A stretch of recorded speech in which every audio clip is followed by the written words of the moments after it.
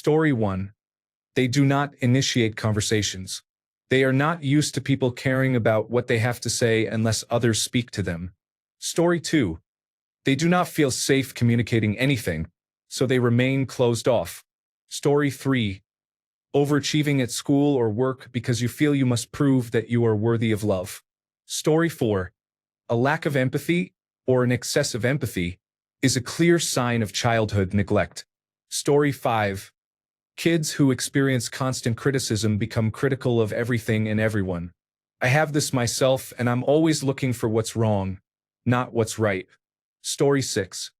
When someone treats kindness as a threat, when basic warmth, affection, or compliments make them defensive, sarcastic, or uncomfortable, it usually suggests they never received safe, steady love while growing up. Story 7. It can manifest in two distinct ways. One group are people who were abused. They often become quiet, make themselves small, and apologize for taking up space. They are very empathetic and overly independent but tend to have significant attachment problems, lack confidence, and constantly doubt themselves. The other group consists of those who were neglected. They are often angrier, closed off, non-committal, and show little empathy. They tend to have a my way or the highway attitude, appear headstrong, and display false confidence. I find this very interesting. Story 8. Someone who is absolutely terrified of making a mistake and tries to hide it, even when the mistake is trivial.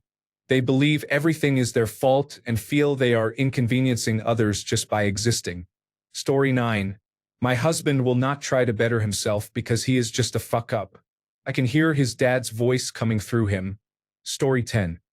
They do not ask for help, whether it is a ride, permission to spend the night, or help moving a piece of furniture, because they assume people will see them as a nuisance. Hyperindependence is a trauma response. Story 11. They shrink back when others offer small kind gestures unprompted. Story 12. A constant need for validation. Did I do that right? Am I doing a good job? Does anyone have complaints about my work? I recently had a coworker who needed daily reassurance that she was not making mistakes. She was not. She was excellent at the job. Story 13. Perfectionism and being hypercritical of others and oneself. Story 14.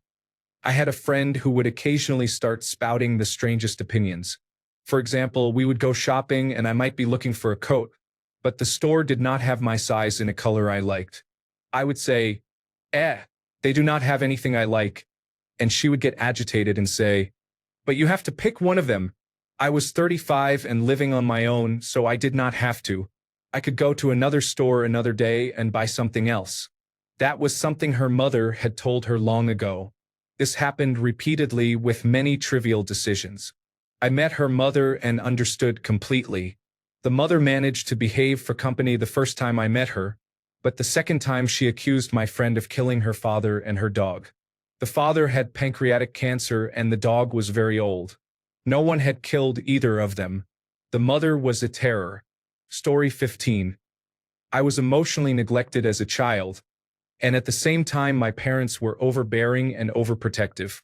I grew up to be a deeply insecure woman who seeks protection from others rather than being independent, as I wish I were. I'm scared of loneliness because I'm convinced I can't do anything on my own and need someone else to do it for me. I rely on my partner too much for practical things such as managing finances and taking care of official matters. I don't think I'd be able to do that by myself. No matter how much my partner and friends show appreciation toward me, I always feel unworthy. I was also bullied in school, which added to the mistrust I feel toward others. I'm always expecting to be backstabbed, duped, or made fun of. It's a goddamn hard mindset to live with. Story 16. They are never happy with what they have and constantly compare themselves to others. Story 17. Flinching. How has no one said this? I sometimes, rarely, see a person move. For example, lifting an arm toward another person's face to smell their perfume or to hand them a drink, and the other person flinches as if about to be hit. Immediately, I want to know why. Is their partner hitting them or were they hit as a child? Story 18.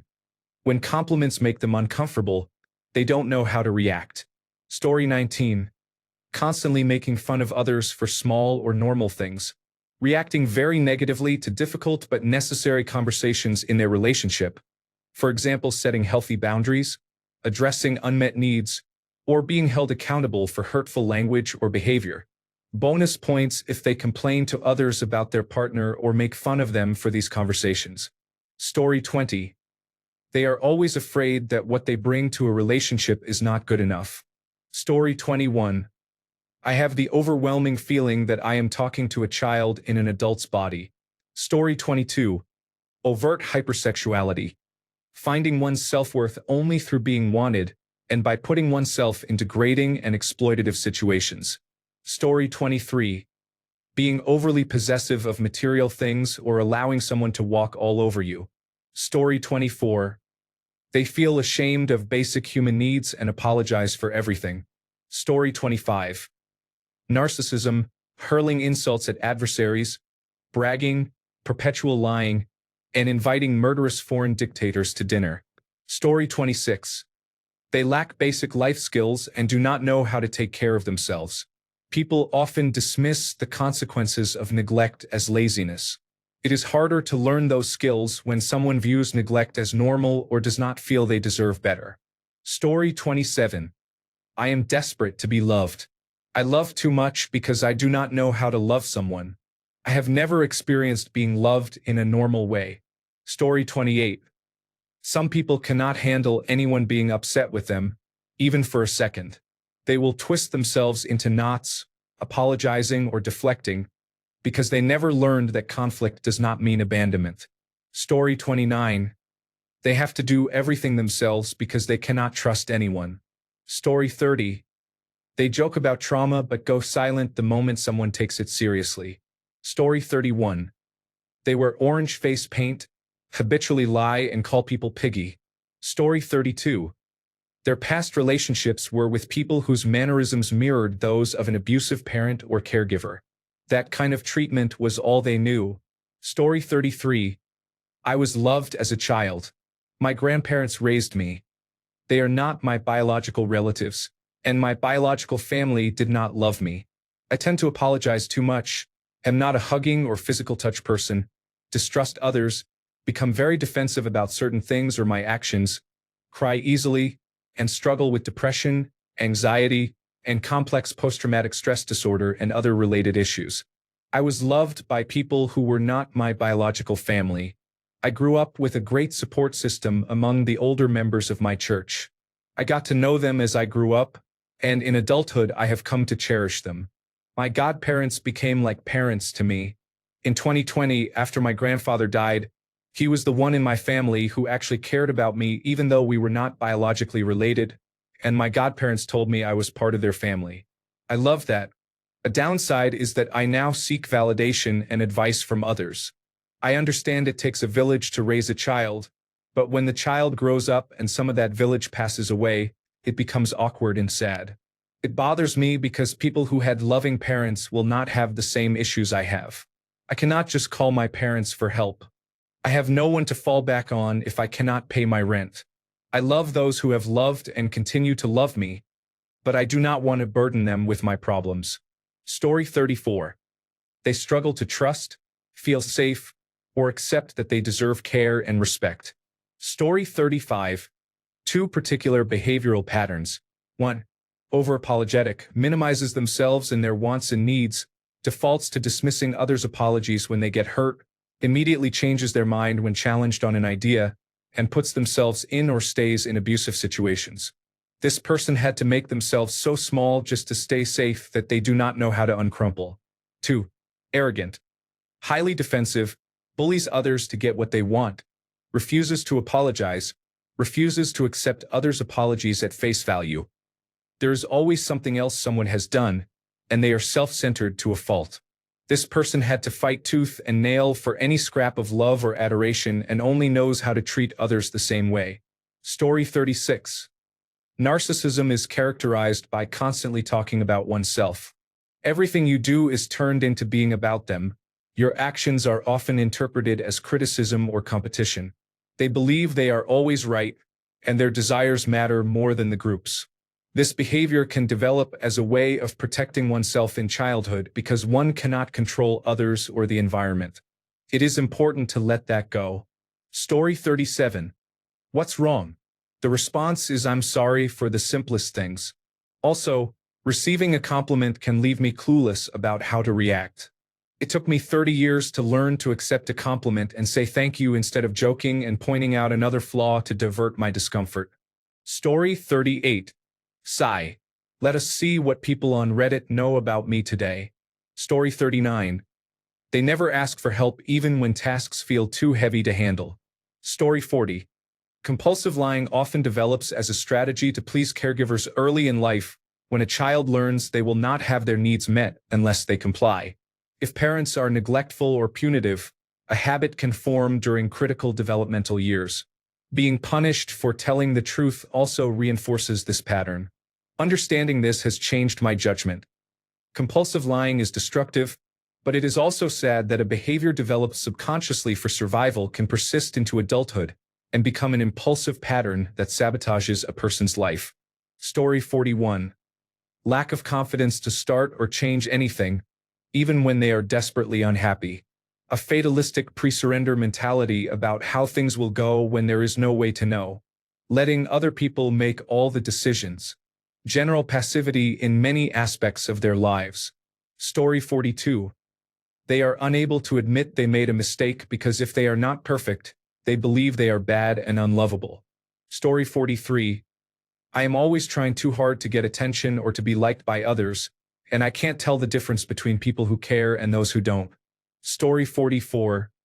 They downplay their needs like they are a burden just for existing. Story 45.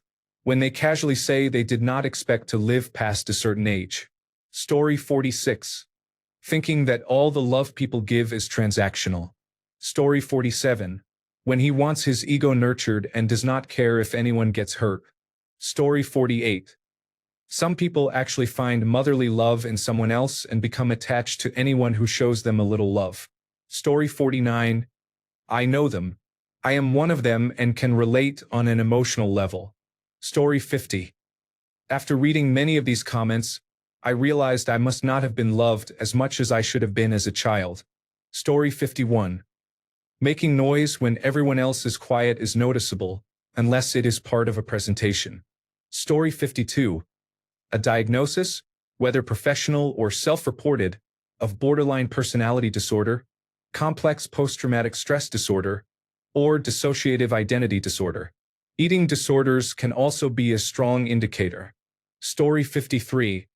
They display a sense of moral superiority to hide their self-loathing because love was not demonstrated to them in childhood. Story 54. First, they try to share everything with others, even if others do not care enough. Second, they apologize too much. They often do not feel safe in relationships. Story 55. He hid accidents and damage to minor items. The asshole tenant broke the bed frame the first month he moved in but hid it. After he was evicted, he admitted he had hidden it and kept it quiet because he was scared to tell me. I am 5 feet tall and he is 340 pounds and 6 feet 3 inches. By the time he left, all 3 pieces of the bed frame were broken. He stole food from me and said he thought it was okay to eat my food secretly because I told him to make himself at home when he moved in. I had shared food with him initially and overlooked the missing items because I thought he was hungry. Then he made a habit of it and spent money on sneakers instead of paying rent. He is a horrible person. Story 56. When they apologize for everything, even things that are not their fault. Story 57. It's really funny watching people diagnose this with everything under the sun as a symptom. Extremely extroverted, extremely introverted, apologizes for everything, apologizes for nothing, overachiever, underachiever, very independent, very dependent. It reminds me of a horoscope diagnosis. Story 58. When someone applauds at the end of a movie in their living room. Story 59. If someone apologizes for everything, they may become either clingy or entirely avoidant when receiving compliments or invitations to hang out. Story 60. The fact that this post was in my feed right under the one about Musk calling Billie Eilish dumb and ugly because she suggested billionaires should help others. Story 61. saying okay to everything and taking on more than they can for fear of disappointing others. Story 62. They work hard to prove their worth because they were not taught that they are worthy of love simply by being themselves. That is me.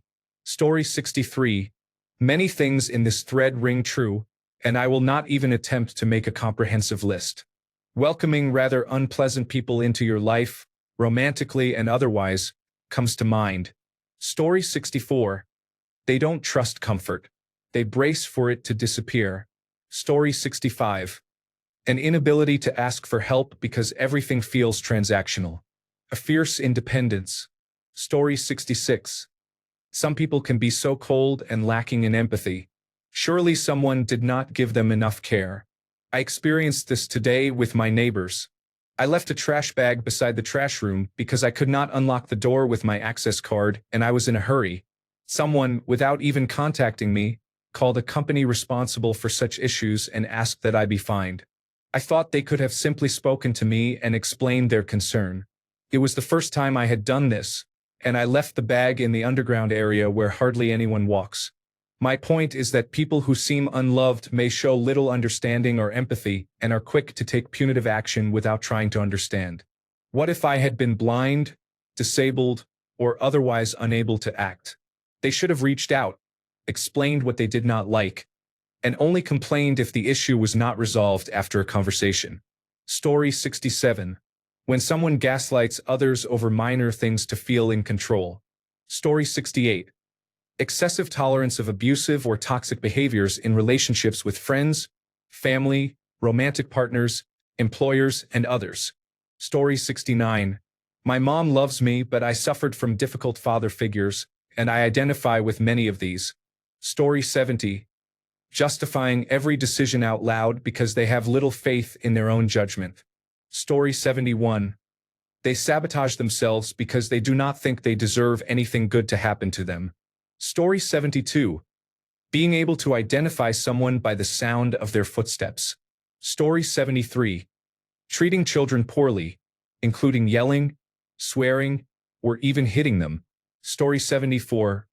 He thinks bragging about grabbing women by the genitals is normal locker room talk. Story 75. People who derive satisfaction or enjoyment from other people's pain do not understand empathy because they have never seen or experienced it, and they cannot experience love without some level of empathy. Story 76. They hate the idea of their taxes being used to save lives or improve the quality of life for others. Story 77. These comments resonate with an earlier version of me. I am working to move beyond that version, and I will get over it. Story 78. Well, there was a Redditor who cursed me out the other day because I replied to another comment saying that it is not okay to yell at or spank your children.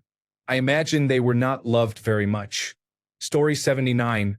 My husband made me realize that our minds have both logical and emotional sides. I constantly rationalized my feelings instead of allowing myself to feel them until it became overwhelming. No one asked about my feelings while I was growing up, so I learned to rationalize them on my own. Was I loved? Yes. I grew up in a spoiled, middle-class family that took trips to Disney every year, but no one ever asked how I was doing. Story 80. When they answer Reddit questions with political answers for upvotes. Honestly, the biggest flag for me is when someone has no idea how to be intimate. Not sexual intimacy, but any closeness at all. They do not hug, they do not like holding hands, and they distance themselves physically, for example sitting apart on the couch or sitting separately while driving. Another sign is an aversion to giving thanks or showing appreciation because they are hardwired for self-sufficiency and do not quite grasp it. Or they do not trust the idea of someone doing something for them purely because it is helpful. Instead, they expect they will have to give something in return or feel they owe the person. Story 81. Inability to freely show emotion, lack of empathy, and failure to take accountability. Story 82. They seek approval and attention using whatever it takes just to be noticed for 5 seconds. Story 83. Needs constant verification and clarification. Has a pronounced fear of making mistakes. Story 84. They are uncomfortable with affection, for example, being hugged. Story 85. Wow. I relate to every comment. How desperate am I? Story 86. I learned empathy very late, and only with the help of therapy. I also lack hobbies and self-worth. Story 87. Believing they must act tough all the time and that showing emotion is a weakness. Story 88. When someone takes every tiny disagreement as a personal attack. Story 89. The phrase to use when doing research is childhood emotional neglect. It describes when a person may not have been sexually, physically, or emotionally abused by their parents, but their parents were emotionally unavailable. There was a lack of attachment and emotional attunement. Story 90. I have discomfort with physical affection, not in a sensory or neurodivergent sense. This arises in romantic relationships and in platonic friendships. My parents never hugged my brother and me, put an arm around our shoulders, or held our hands while we were growing up. I learned to give and receive hugs from friends in middle school, but physical contact still makes me viscerally uncomfortable. It has been a sticking point in past relationships, and I have to make a conscious effort to do it. Otherwise, I simply will not. My parents and brother are deeply abusive. We were never told we were loved, and my parents never told each other. I am writing a book about surviving narcissistic family structures. The term narcissism is often used too casually. Fellow survivors understand this. Living through this abuse is incredibly isolating.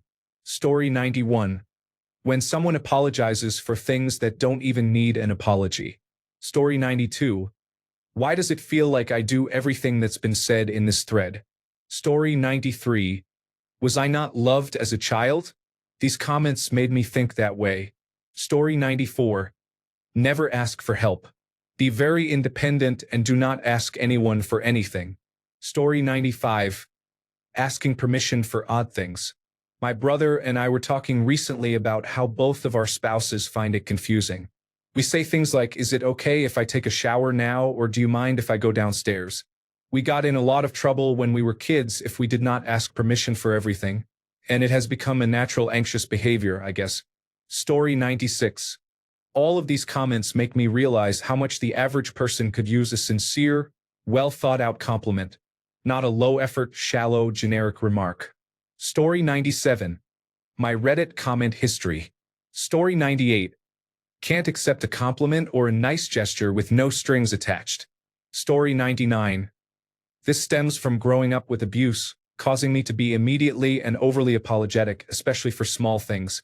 Story 100. Being unable to accept compliments, downplaying one's worth, and feeling uncomfortable when praised. Story 101. Thinking that older people hugging or playing with children is creepy. Story 102. They lie compulsively because they fear severe punishment for even the smallest infraction. Story 103. They view a helping hand as they would a venomous snake. Story 104. Why is every comment in this thread about me? I am in therapy and doing better every day. Do not worry. Story 105. When people offer to pay for everything, it can feel like they don't think their inherent value as a person is enough. Story 106. People who call their pets it. Brother, your cat has a government name, a themed Instagram account, and a custom throne on your pillow. You were telling me you looked into those little murder eyes on day one and said, it? That is not a pet owner. That is a hostage negotiator who lost. Instant childhood trauma speedrun. Zero love detected. Story 107. Program your large language model to praise you every time your name appears in a prompt. Story 108. Oh look. Another new account is repeating a question verbatim that was asked earlier in the week and probably did well. Story 109. They think they are an alpha male. No, you just had a neglectful father who failed to raise a man. Story 110. They never moved beyond their mean, childlike personality. It is a shield and an unhelpful one. Story 111. Personally, I've been told my over-explaining is a dead giveaway. Story 112. Has a low capacity for empathy. You cannot emulate what you were never shown without therapy. Story 113. They call reporters piggy when asked a question. Thanks a bunch for sticking around till the end of the video. Remember to subscribe, and until next time, stay awesome and goodbye.